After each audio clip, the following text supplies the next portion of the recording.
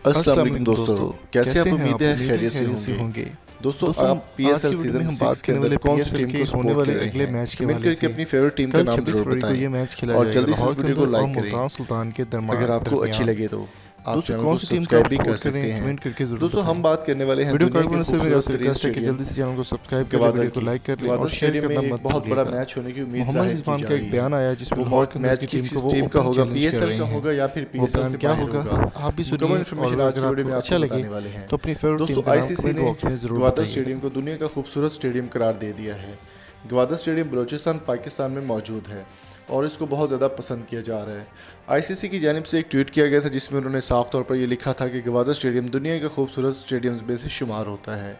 Gwadar stadium में अगर PSL के मैच की बात की जाए तो पीएसएल की 2 टीमें जो कि बहुत ही शानदार टीमें हैं वो गवादर स्टेडियम में परफॉर्म करने वाली हैं। वो टीमें कौन सी होंगी और उनकी डेट क्या होगी वो मैं आपको बता देता हूँ। उससे पहले मेरी आपसे रिक्वेस्ट है कि जल्दी से इस वीडियो को लाइक करें और चैनल को सब्सक्राइब कर लें ताकि आप पीएसएल से और क्रिकेट की दुनिया से भरपूर वीडियोस यहाँ पर देख सकें। दोस्तों जैसे कि आप ट्वीट में देख सकते हैं कि एहतशामुल हक एक बहुत ही सीनियर सहाफ़ी हैं।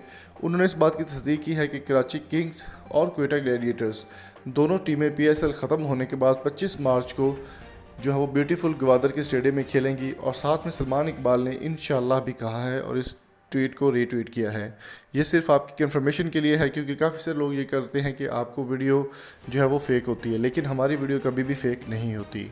दोस्तों मैं आपको एक चीज़ और भी बताता चलूँ कि इसमें जो है टीमें वो ये होंगी कि सिर्फ जो पाकिस्तान के प्लेयर हैं, लोकल प्लेयर हैं, सिर्फ वही शामिल होंगे। फॉरनर्स क्योंकि पीएसएल ख़त्म होने के बाद वापस चले जाएंगे, सिर्फ लोकल प्लेयर्स यहाँ पर परफॉर्म करेंगे और काफ़ी सारे प्लेयर जो है वो शानदार तरीके से परफॉर्म करने वाले हैं।